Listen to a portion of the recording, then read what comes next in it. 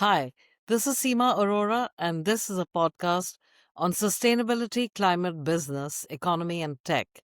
In today's episode, I'm going to lay out 5 reasons why the Federal Reserve must cut interest rates by 50 basis points this January. Since the Fed's last meeting on December 10th, the economic landscape has shifted. While headline GDP still suggests growth, a closer look reveals an economy increasingly propped up by speculative AI investments and a rapidly cooling labor market. The Federal Reserve must pivot and pivot decisively. So, reason one, the labor market is stalling significantly. The most immediate red flag is the deterioration in the employment data. Now, this is not a random fluctuation, it is a clear downward trend established over the last 2 years. Consider the trajectory. In late 2023, we were adding roughly 250,000 jobs per month. By 2024, that cooled down to about 168,000, and I'm looking at the November numbers. By November 2025, growth has fallen sharply to just 64,000 jobs. When you add in the fact that October 2025 numbers have been revised downward by 115,000 jobs, you get the picture. It is clear that the trend lines are pointing toward negative employment growth in the very near future. So year on year, the employment gains are trending towards zero, and very soon we will have negative rates. The reason number two, of course, is also related to the employment figures, and that is unemployment has breached the 4.5% threshold. And this means this is significant because it crosses the threshold where action now needs to be taken and taken actively. This rise in unemployment rate conflicts with the Fed's maximum employment mandate. And unlike the minor fluctuations we saw in mid 2024, today's increase suggests a structural loosening in the labor market. And we are no longer looking at friction, we're looking at a weakening foundation for employment. Reason number three why the Fed should act is that inflation is no longer the primary threat. The fight against inflation, as suggested in the CPI inflation numbers, which stands at 2.7% year over year, is coming in below expectations. Now, here is the danger. As inflation falls, while nominal rates remain the same, the real interest rates continue to rise automatically. The Fed is tightening financial conditions further every single month, and even without taking an official vote. And now I come to the very important reason, which is what is driving the growth in the US. There is obviously a lot of investments due to AI in data centers. And the critical question and the elephant in the room is, are these overvalued?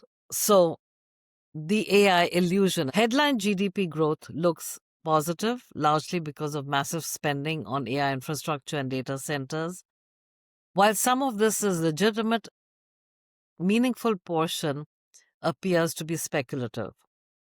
According to Jason Furman of Harvard, without investment in data centers and information processing, AI related, US GDP growth in the first half of 2025 would have been just 0.1%, essentially flat. Annual spending on data centers now exceeds $50 billion, and this narrow capital intensive investment can lift headline GDP while doing almost nothing to support broad-based employment or wages. And this raises a critical question for the Federal Reserve. Is the Federal Reserve explicitly accounting for the possibility that AI-related investment is inflating headline growth figures? Is this speculative or bubble-driven investment treated differently in the models that the Fed uses than sustainable, broad-based demand? If the Fed assumes this growth is durable, when it is actually a speculative bubble, then monetary policy is being calibrated to an economy that actually does not exist. And that brings me to a dangerous policy disconnect between the Fed's projections and reality. The December 2025 dot plot shows the median projection anticipates just one rate cut in all of 2026. This approach completely ignores the data as well as the policy lags. First of all, monetary policy works with a delay. We all know that. And the second illusion is that waiting for the perfect data, and now data is being revealed by the minute, but waiting for the perfect data to arrive is a trap. No CEO runs a company by looking exclusively at last month's data, and a central bank should not either. By the time the NBR formally declares that the economy is in a recession, it would be already 2 months of declining GDP and declining employment, which essentially means the damage is already done. So waiting for confirmation isn't really prudence, it's just delaying the costs and exacerbating the effects of this downturn in the economy. There's an additional risk, and this is a fiscal risk, which people seem to have forgotten. Remember the government shutdown? The federal government is currently opened through January 30th.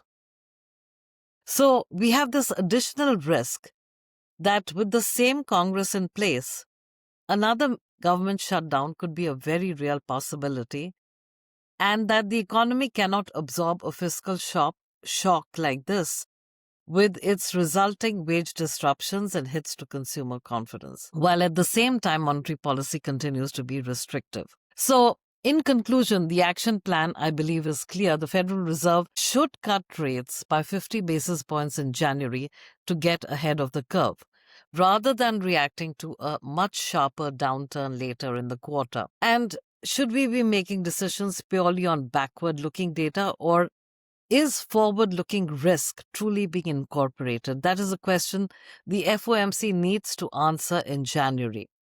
I also believe that this idea that the Federal Open Market Committee has proposed, that we don't want front-loading of rate cuts, is exactly the opposite of what should be done, because the economy is already seeing this effect of reducing employment. So the time to act is now. And there should be, again, incorporation of the scenario from a speculative investment in the Federal Reserve's model of the economy that they are looking at when they're making these interest rates. And that's all I have to say for now.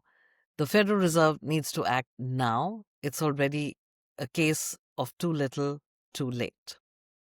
And with those thoughts, I'm going to conclude. Thank you. Bye.